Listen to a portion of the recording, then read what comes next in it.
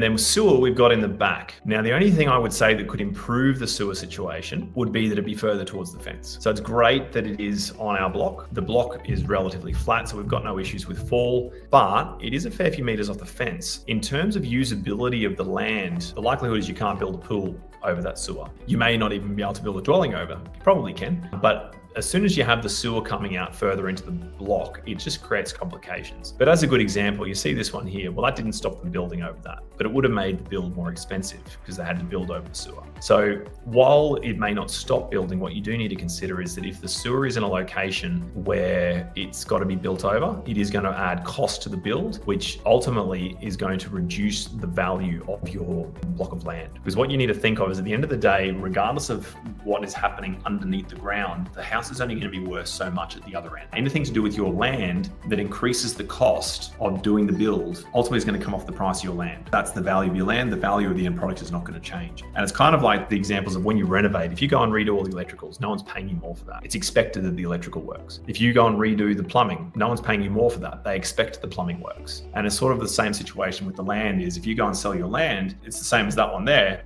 Well, if that one there doesn't have build over sewer and yours does, yours is worth less. Because at the end of the day, both houses will be worth the same when they're finished, but yours costs more to do it because your land was less efficient.